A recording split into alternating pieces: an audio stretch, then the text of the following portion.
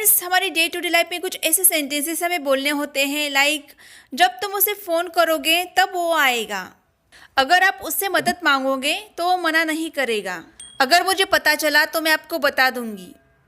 Guys, इस type के जो सेंटेंसेस होते हैं वो फ्यूचर कॉम्बिनेशन टेंस में आते हैं। सपोज अगर आपको ऐसा बोलना हो कि जब आप उसे इनवाइट करोगे तब वो आएगी, तो गाइज इस सेंटेंस का ट्रांसलेशन होगा she will come when you invite her. Guys, यहाँ पे एक बात याद रखनी है, इस टाइप के सेंटेंसेस में जब व्हेन और इफ का यूज़ किया जाता है तब उनके बाद हमेशा प्रेजेंट इंडेफिनिट टेंस का यूज़ किया जाता है। गाइज, आप इस सेंटेंस को ऐसे भी बना सकते हो, when you invite her she will come. Let's see some more examples. अगर आप मुझसे मदद मांगोगे तो मैं मना नहीं करूँगी। I'll not refuse if you ask me for help. अगर मुझे पता चला तो मैं तुम्हें बता दूंगा। If I come to know, I'll tell you. If I come to know, I'll tell you. अगर आप उससे कुछ भी पूछेंगे तो मना कर देगा। If you ask him anything, he will refuse. अगर वो आएगी तो मैं नहीं आऊंगी। I won't come if she comes. I won't come if she comes. तो फ्रेंड्स, इस तरह से आप इस टाइप के सेंटेंसेस को बहुत इजीली ट्रांसलेट कर सकते हो। फ्रेंड्स, अगर आपको कुछ इस टाइप के सेंटेंसेस बोलने हैं लाइक मैं एक नई बाइक लेने की सोच रही हूँ, वो कुछ बड़ा करने की सोच रहा है, तो फ्रेंड्स इस टाइप के सेंटेंसेस बनाने के लिए एक स्ट्रक्चर है I am thinking of plus gerund. Guys, यहाँ पे जो आई है वो सेंटेंसेस के सब्जेक्ट्स के अकॉर्डिंग चेंज होगा। सपोज अगर आपको ऐसा बोलना हो कि आदि एक नई बाइक खरीदने की सोच रहा है, Adi is thinking of purchasing a new bike. Adi is thinking of purchasing a new bike. क्या आप वहाँ जाने की सोच रहे हो? Are you thinking of going there? क्या आप वहाँ जाने की सोच रहे हो? वो कुछ बड़ा करने का सोच रहा है। He is thinking of doing something big. He is thinking of doing something big. तो फ्रेंड्स, इस तरह से आप इस सेंटेंस स्ट्रक्चर का यूज कर सकते हो। गाइज, हमारा अगला स्ट्रक्चर है am is are plus to be plus verb का थर्ड फॉर्म। यह एक पैसिव स्ट्रक्चर है फ्रेंड्स।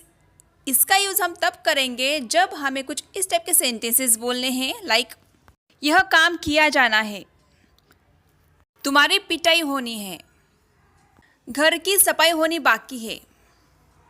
तो फ्रेंड्स, कुछ इस टाइप के सेंटेंसेस बोलने के लिए इस सेंटेंस स्ट्रक्चर का यूज़ किया जाता है। सपोज अगर आपको ऐसा बोलना हो कि तुम्हारी पिटाई होनी है, मतलब अब तुम्हारी पिटाई होने वाली है, तो इसे हम बोलेंगे you are to be beaten. You are to be beaten. यह काम किया जाना है, तो यह सेंटेंस बनेगा This work is to be done. This work is to be done. मानो अगर आपको ऐसा पूछना हो कि क्या खाना बनाया जाना बाकी है, तो आप पूछ सकते हो Is the food to be cooked? Is the food to be cooked?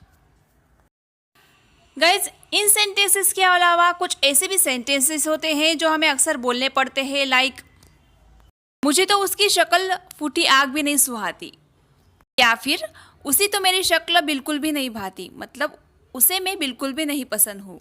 लोग इस टाइप के सेंटेंसेस को अपने अपने अंदाज से बोलते हैं।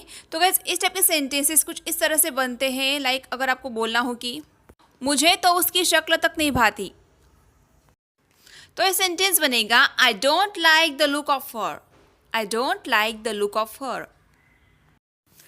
या फिर गाइज, अगर आपको ऐसा बोलना हो कि उसे तो मेरी शक्ल तक नहीं भाती, she doesn't like the look of me. She doesn't like the look of me. तो फ्रेंड्स, इस तरह से इन सेंटेंसेस को ट्रांसलेट किया जाता है। किसी व्यूअर ने मुझे पूछा था, इसलिए मैंने बता दिया। फ्रेंड्स, इन सेंटेंसेस के अलावा कुछ ऐसे भी सेंटेंसेस होते हैं जो हमें अक्सर बोलने पड़ते हैं लाइक हाँ सो तो है कि वो कभी टाइम पे नहीं आता, या फिर हाँ सो तो है वो अपना काम टाइम पे कर देता है। तो गाइस, हाँ सो तो है इसके लिए इंग्लिश में बोला जाता है यस क्वाइट ट्रू। तो सेंटेंस की शुरुआत करेंगे हम यस क्वाइट ट्रू से, और उसके बाद आप जो भी सेंटेंस बोलना चाहें बोल सकते हो। आइए इसके कुछ एग्जांपल्स देखते हैं। अगर आपको ऐसा बोलना हो कि हाँ सो तो है, वो कभी टाइम पर नहीं आता। Yes quite true, he never comes on time. Yes quite true, he never comes on time. हाँ सो तो है, वो बहुत ईमानदार है। Yes quite true, he is very honest.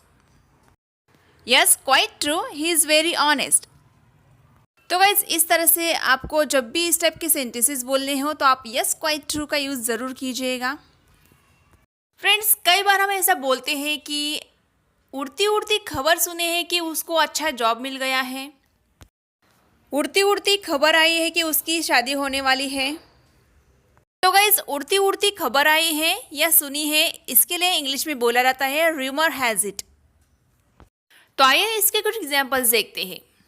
उड़ती उड़ती खबर सुनी है कि उसने अपना घर बेच दिया है। Rumor has it that he has sold his house. Rumor has it that he has sold his house. उड़ती उड़ती खबर सुनी है कि उसकी शादी हो रही है। Rumor has it that she is getting married. Rumor has it that she is getting married.